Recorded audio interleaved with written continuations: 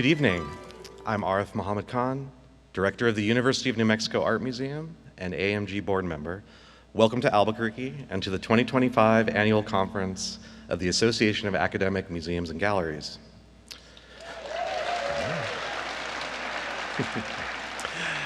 We're excited to have you here and to share our cultural resources with you for the next few days. I hope you enjoy some of the things that make UNM, Albuquerque, and New Mexico special, such as the world-class museum collections, fantastic food, and fabulous skies. As you know, our conference theme is belonging. I want to touch on how that idea is important to me personally and professionally, and how it's important to New Mexico. As a first-generation American, my father is from India, my mother is from England. The theme resonates deeply with me. New Mexico has long been a place where many cultures converge and where they each continue to have an impact. My own family was welcome here. I graduated from high school right here in Albuquerque, and I am a UNM alum. Go Lobos. My experience attests to the state's deep history of welcoming people. I served in the governor's office not long after 9/11, and I was the artist coordinator for our state's incredible Santa Fe Indian Market, which brings together more than 1,000 Native American artists from more than 200 tribes. I've met people from throughout the world who have chosen to live here because of the spirit of inclusion that I just described. And tonight, I'm especially proud to welcome two fellow UNM alumni back to tonight's stage. Belonging is part of what makes New Mexico home for so many of us. It's how we live, how we learn, and engage with our communities. With that spirit in mind, I'd like us all to take a few moments to acknowledge the land we are gathered on today by taking in the land acknowledgement behind me.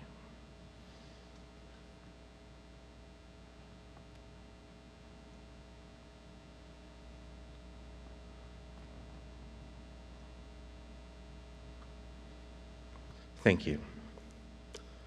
I'd like to acknowledge the generosity of our sponsors who make this conference and our broader work possible.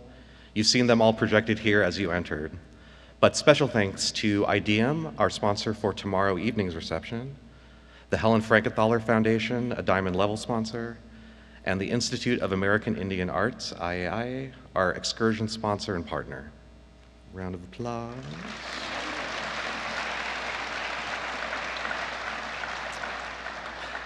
I want to especially recognize Bloomberg Connects as our keynote sponsor for making this evening possible.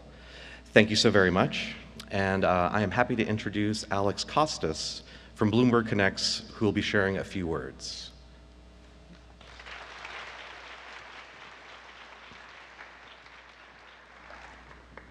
So Arif said this is not like being in a conference room giving a presentation, and boy is he right. This is a pretty magnificent space. So thank you, Arif and the team at the museum and at AMG for welcoming us all here. My name is Alex Costas from the Bloomberg Connects team. I'm here with my colleague Isabel Cuellar, who is somewhere out in this, hey, all the way in the back there. All right, Isabel in the back. So Bloomberg Connects, we are a digital platform that provides free digital resources to museums, galleries, historic homes, public spaces all around the world, about 1,000 institutions worldwide, including about 70 academic museums and galleries. Our aim is to provide you all with the tools to give an enhanced on-site experience for your visitors, and also give your visitors a chance to explore you kind of wherever they are in the world. We are purely philanthropic. We are part of Bloomberg Philanthropy's mission of investing in arts and culture and expanding access to arts and culture. So Alex, why are you here? Why is Bloomberg Connects here at AAMG? And I would say that, not to make assumptions, but I would assume that we all have the same common mission and same belief that access to and exposure to art, culture, history, and design is critical for everybody. And we try in our little way every day to help engage new audiences and help you all expand your access. And our origin story, which I am contractually obligated to say at least twice a day, really is about our founder, Mike Bloomberg, who had an incredible moment of self-reflection when he was at one point in his life, he was just Mike, a guy on the street, but as he became much more prominent, as he developed, accumulated more wealth, he realized that as he would go to a museum, a gallery, a garden, lo and behold, the director would be there, or the artist, or the curator, giving incredible personalized tours and great in-depth content and the stories behind the collections. And after one such tour at the Met Museum, Mike turned to the director and said, "Dude, like that was incredible." He didn't say actually dude, but he did say, like, "That was amazing. I've learned so much. I thought I knew your museum, but I didn't realize how much there was behind what's on the walls. But I also realized that none of this information is available to anyone except for folks like me who have the resources and means to get these private tours. But wouldn't everyone benefit from these stories and from this access?" And so what did Mike do? He, took that museum director, put him in a recording booth, and we recorded 100 stops at the Met Museum that anyone could then take advantage of. And so why we're here is because that one story, that one experience changed the trajectory of Mike's philanthropic endeavors and led to many zeros of investment in arts and culture. And so all of you in your own ways, whether it be, as I was just hearing today, giving students access to curatorial opportunities or giving students a chance to look at bird pelts, I think pelt is the wrong word, that our friends at Wheaton College had explained. All of you in your own way are shaping and providing opportunities and access to students in your broader communities in arts and culture. And so what we want to do is be here to listen to what you're up to, learn what you're up to, and see how we can help out in some way, shape, or form. This is definitely a time when I think it is safe to say that there's a lot of talk about closing things and limiting access and shutting things down. And I think it's great to be in an environment where the conversation is about opening things up and opening doors. I also would be remiss not to say how kind of thrilling it is to share the stage, even for a moment, with Secretary Haaland, who has spent her career opening up access, whether it be to broadband, to healthcare, to jobs and opportunities. So thank you all for coming here. Thank you for letting me have the spotlight for a few moments. This is definitely off my bucket list. Look forward to seeing you all, and thank you so much.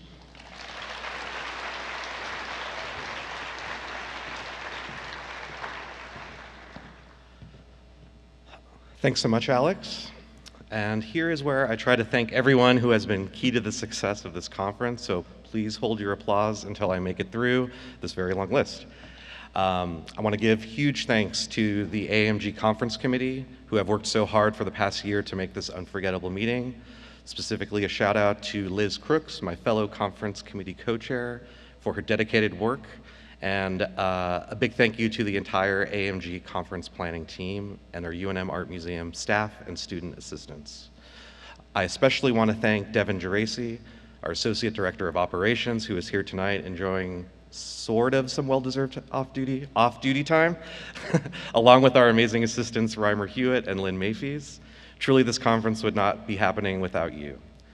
We also thank our museum and gallery colleagues and partners on campus and the staff here at Popejoy Hall for their generous help this evening.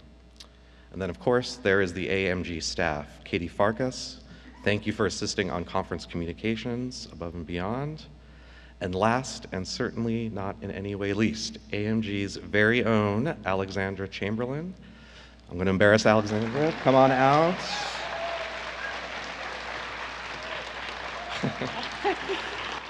As we all know, Alex is a star in every sense of the word, and her leadership of the organization is above and beyond in every way.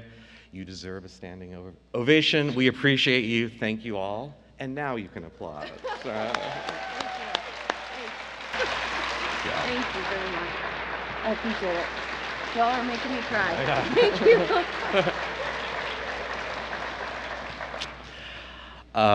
I've already mentioned Lynn Mayfies, who is a museum assistant here at the UNM Art Museum and a key part of our conference planning. Lynn is a master's candidate in art history, and she has worked at the UNM Art Museum this past year as a curatorial assistant, as well as helping plan this conference. Prior to being at UNM, her experience includes having worked at the Art Institute of Chicago, MoCA LA, and the Blanton Museum, among others. And she's excited to get back to work in the museum field next year, everyone who's hiring. And she is here tonight to introduce our keynote speaker. It's my pleasure to introduce you to Lynn.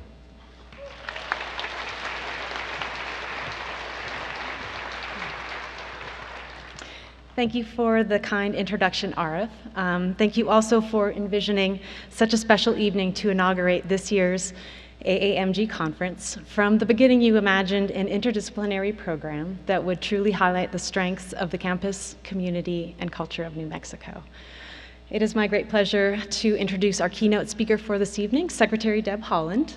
Secretary Haaland's story is a rather extraordinary one, including her upbringing as a military child, being a single mom, a member of the Pueblo of Laguna, and a 35th generation New Mexican. I can offer but a few select highlights tonight. And let me begin right here on campus. We are proud to recognize Secretary Haaland as an alum. She earned her Bachelor of Arts in English at UNM. Notably, she studied with Joy Harjo, who reflected of her time mentoring Haaland, quote, "She wasn't actively political then, but she was dedicated to her studies, dedicated to a set of ideals that involved care of the land and care of people." Secretary Haaland earned a JD in Indian law from UNM's law school. She worked in business management, tribal administration, community development, but she was indeed destined for politics. In 2014, although no one ever asked her to run for office, she said, quote, "Well, someone has to do it." Secretary Haaland led the New Mexico State Democratic Party from 2015 to 2017. She was elected one of the first Native women to serve in the U.S. House of Representatives from 2019 to 2021 and made history when appointed the 54th U.S. Secretary of the Interior, serving from 2021 to 2025. During her tenure, she established the Missing and Murdered Unit within the Bureau of Indian Affairs, putting the full weight of the federal government into investigating violence against Native women. She launched a multiple-year oral history project to document the experiences of generations of Indigenous survivors of the federal Indian boarding school system. Secretary Haaland has long acknowledged the importance of storytelling, whether learning the stories of those who care for and depend on public lands, or sharing the often untold stories of working families, Native and underserved communities. Secretary Haaland recognizes that at the root of telling a story is the reciprocal act of listening. Throughout her career, she has been adamant about conducting listening tours across the state and across the country.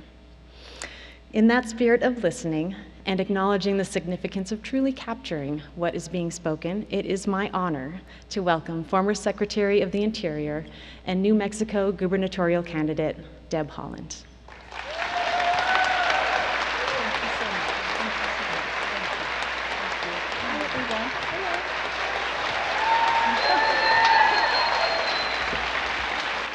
Hello. Hello, everyone. I'm so happy to be here with you. And good evening, good evening. What an amazing day, right? All the rain? I was so pleased. I was driving in it, which wasn't particularly fun, but I know that here in New Mexico, whenever it rains, it's awesome. So I'm happy to be here. Thank all of you so much for being here, and thank you to the Association of Academic Museums and Galleries for putting together this wonderful event. Thank you to all the staff and volunteers and folks. You know, a lot of people get roped into putting on these things, and I'm so grateful that it's turned out so well. And I'm so proud you chose to hold this gathering right here in New Mexico. We're not called the land of enchantment for nothing, right? I mean, waking up in the morning and seeing those beautiful Sandia Mountains and just, you know, having your choice of red and green chili, it's pretty awesome. The lands we stand on hold countless stories of resilience, of creativity, of connection that runs deeper and more passionate than any of us can imagine. Popejoy Hall is such a special place, and UNM has such a vibrant arts community. I earned my bachelor's degree here, as was stated, in writing, English professional writing. It's hard for me to believe that one of my professors was Joy Harjo, the first Native American poet laureate. UNM was so fortunate to have her for such a long time here. And just a few years ago, I had the joy of watching my child Soma perform on stages right here in this building as a student in the College of Theater Arts. She got her her theater degree right here at UNM.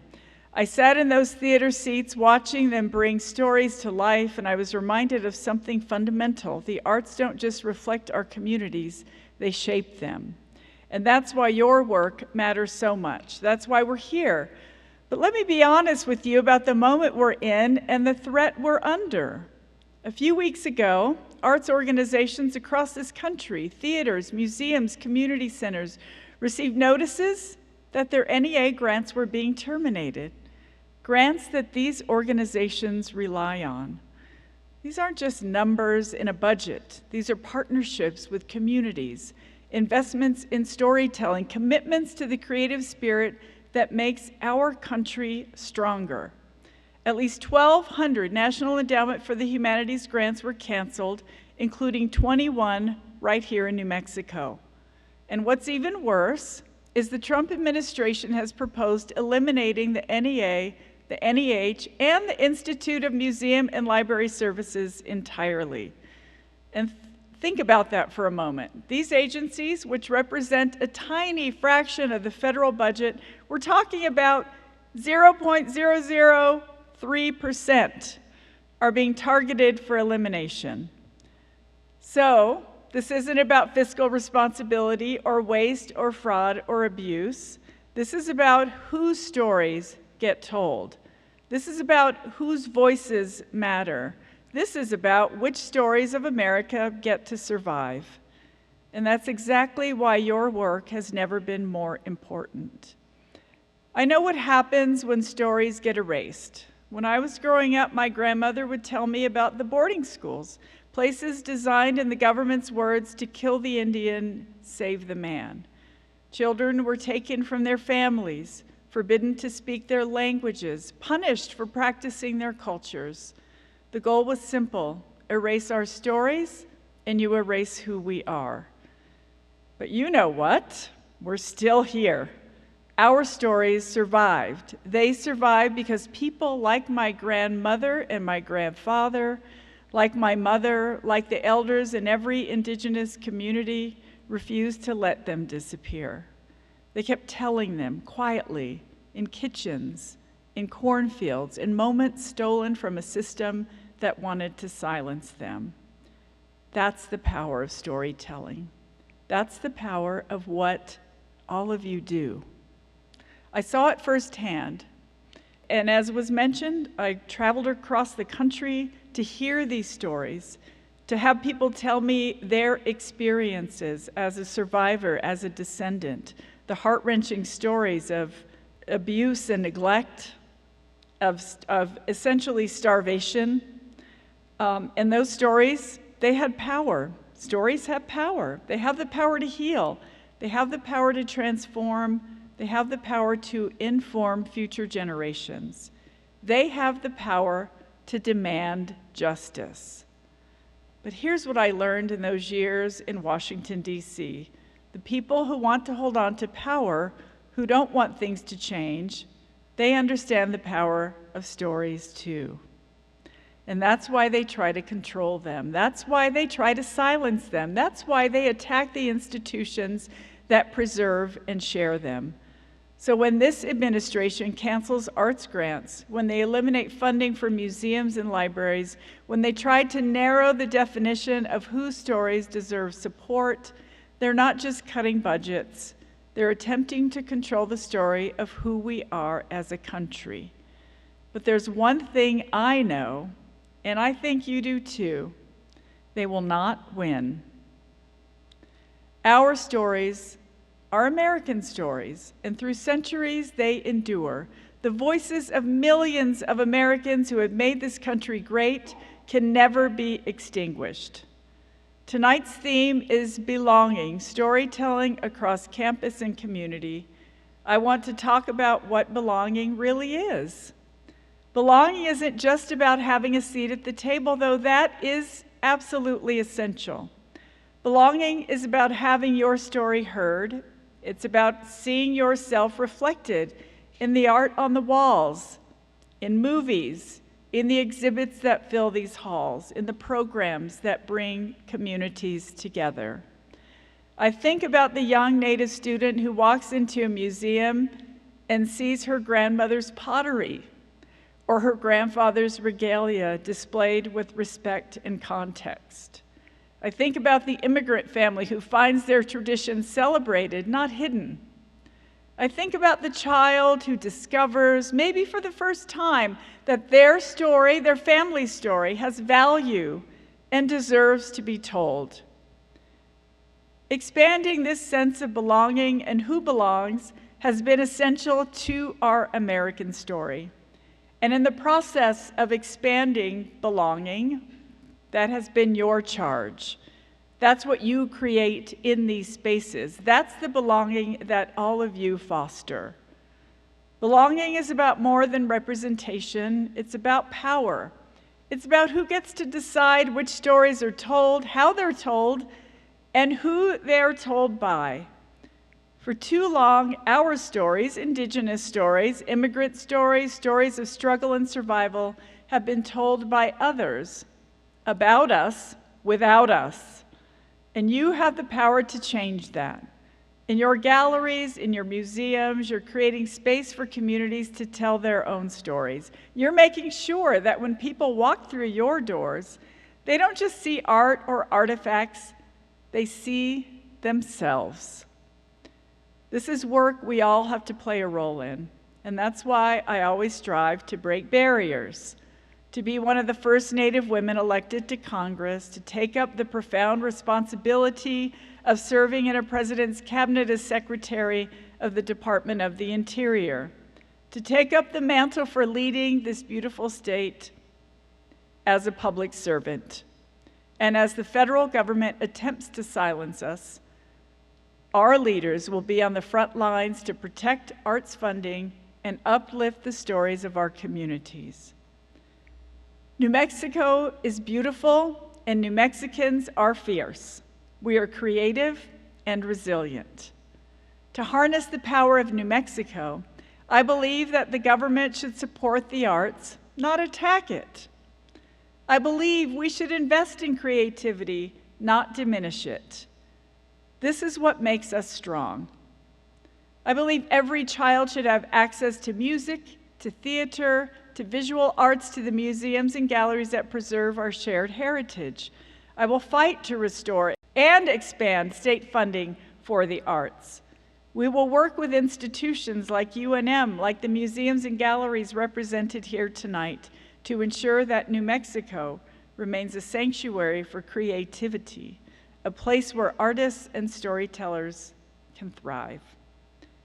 We will support partnerships between academic institutions and tribal communities, making sure that our stories are told with accuracy and respect. We will champion programs that bring art into schools, that make museums accessible to all families, that supports our homegrown film industry, that creates pathways for young people to see the arts as a viable career, good-paying jobs with benefits. Because here's what I know: when we invest in the arts, we invest in our future. But of course, none of us can do this alone, and this isn't just about one state, one county, one country. You are the keepers of our stories. You are the ones who decide what gets preserved and what gets shared. You are the ones who create the spaces where belonging happens and protect the American promise for future generations. I'm asking you to be bold. I'm asking you to be brave. I'm asking you to be fierce. Tell the stories that need to be told, even when, especially when, they make people uncomfortable. That's the patriotic thing to do. That's what I will continue to do as I move forward in my future here in my state. Create programs that center community voices, not just academic ones. Partner with the people whose stories you're sharing. Make sure they're not just subjects of your exhibits, but collaborators in creating them. When politicians try to silence you, when they try to defund you, when they try to narrow your mission, fight back. Not just with anger, but with purpose. Show them what you do. Show them whose lives you touch. Show them the students who discover their passion in your galleries, in your classrooms, anywhere. The families who feel the resonance of your programs, the communities who see themselves reflected in your work. Make the case for why the arts matter, not just because they're beautiful, though they are, not just because they're educational, though they are. Make the case that the arts are the foundation of strong communities and essential to who we are as human beings. Because what we create, what we build, what we do, all of that threads together the story of our humanity. The arts at its core remind us of our own strength, our own capacity to change the world for the better. Because belonging isn't just a theme for a conference or an abstract idea, it's a promise. It's a commitment. It's a recognition that in the United States of America, everyone's story matters. Everyone deserves to see themselves reflected in our shared American story. Everyone deserves to walk into a museum, a gallery, a cultural center, and think, I belong here. That's the work you do. That's the work we must continue to do together. Thank you all so much. I'm so happy to be here with all of you. Thank you very much. Thank you.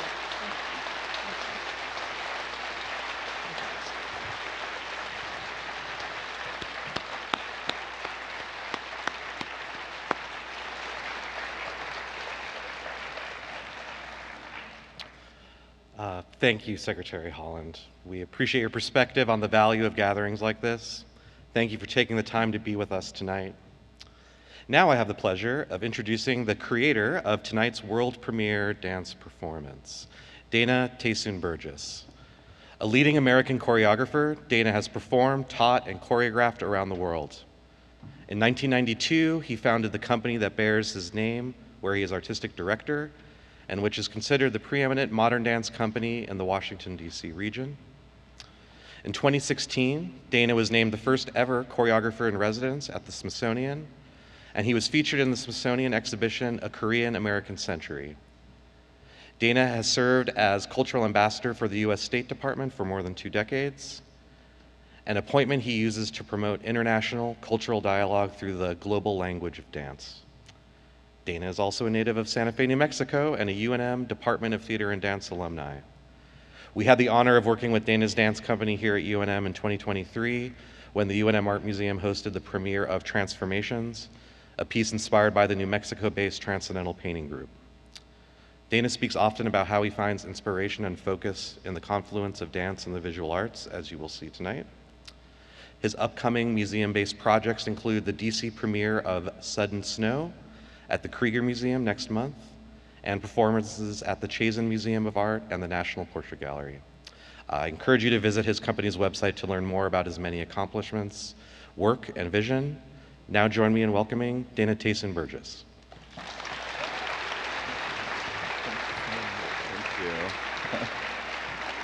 Thank you. Good evening, I'm Dana Taysoon Burgess, and I'm the founding artistic director of Dana Taysoon Burgess Dance Company. My journey to create dances inspired by visual artists and their work began as a child in Santa Fe, New Mexico, where I grew up in the 1970s.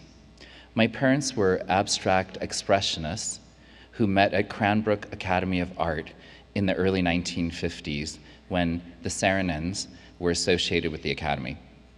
My parents relocated to Santa Fe and became part of its vibrant arts community. So I grew up in the midst of chaotic household filled with the motion of paintbrushes on canvas, the rhythm of a loom's shuttle, and listening to conversations between my parents and artists who were family friends, including Toshiko Takesu and Isamu Noguchi. When I arrived here at the University of New Mexico as a college student, I was inspired by my teachers to pursue a career in dance.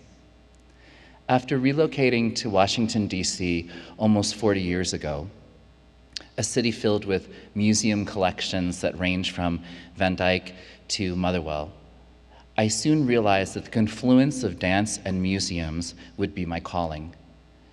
In DC's museums lay limitless choreographic inspiration, and being the son of visual artists, enlivening exhibitions with a kinesthetic response seemed a natural fit. For decades, I created dances for museums, galleries, and theaters, including the National Gallery of Art, the Smithsonian's National Museum of Asian Art, the Smithsonian National Museum of Natural History, the Kennedy Center for the Performing Arts, and others. And in 2016, Kim Sayet, the director of the National Portrait Gallery, asked if I might consider accepting a new position that would be designed for me. I said yes, and so I became the first ever choreographer in residence of the Smithsonian. For 7 years, I worked with curators, historians, and public programming specialists to create works inspired by the National Portrait Gallery's permanent as well as rotating exhibitions. This eye-opening experience infused my work with information about the social context of artists, pivotal moments in their lives and careers, and how they actually produce their art. At the National Portrait Gallery, I choreographed dances honoring American icons, including Maya Lin, Sylvia Plath, and Marian Anderson. Realizing the importance of shining a light on artists who perhaps had been overlooked, I expanded the dance canon by exploring lesser-known artists' works as well. Museum exhibitions are not stagnant. They are living entities. Exhibitions inspire us anew to reconsider the past against the backdrop of the present. Innovative public programs that include dance allow audiences to understand that museums are not citadels, rather they are vibrant laboratories of learning for all to partake in. Currently, I work with museums around the country to bring exhibitions to life through performance, most recently at the Noguchi Museum, the Baltimore Museum of Art, and now for the University of New Mexico Art Museum. My dances move seamlessly from gallery spaces to stage and back again, and thus museums actually become incubators for our dance repertory, which as it tours, creates a national dialogue around the interconnectedness of artistic mediums. The visual arts, dance, and music have always been intertwined.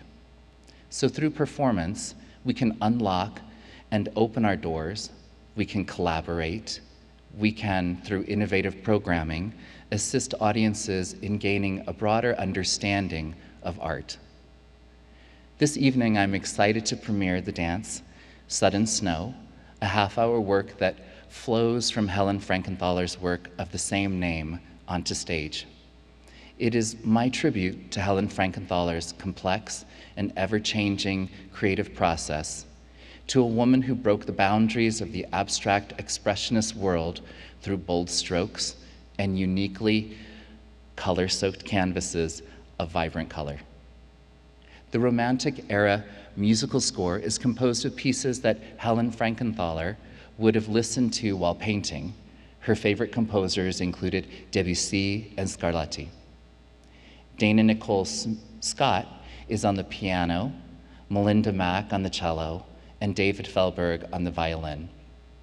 The projection design is by our Associate Artistic Director, Felipe Oirazun Motedo, inspired by Frankenthaler's Sudden Snow, which is on view in the UNM Art Museum. And the following costumes that you'll see, the textiles, are by my dear friend of many decades, Taos Pueblo fashion designer, Patricia Michaels. I hope that while watching the dance, you'll allow your thoughts to wander, to rediscover the impact of the work and life of Helen Frankenthaler anew. Being here at the University of New Mexico is a wonderful full circle moment, and I feel deep pride as an alumnus and gratitude to be able to work with Arif Khan and his marvelous team on this project. Finally, I'd like to thank all of you for the important work you do to ensure that the voices and legacies of artists are represented and shared with the public. Your work is vital, and it is much appreciated. So tonight, I dedicate this dance to each of you. Enjoy. Thank you.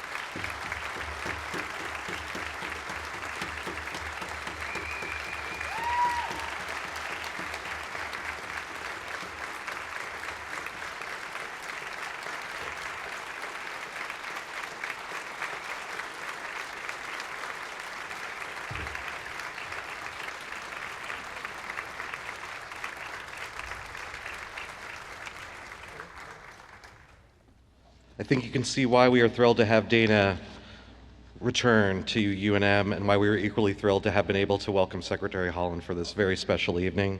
Enjoy the rest of the conference. Thank you.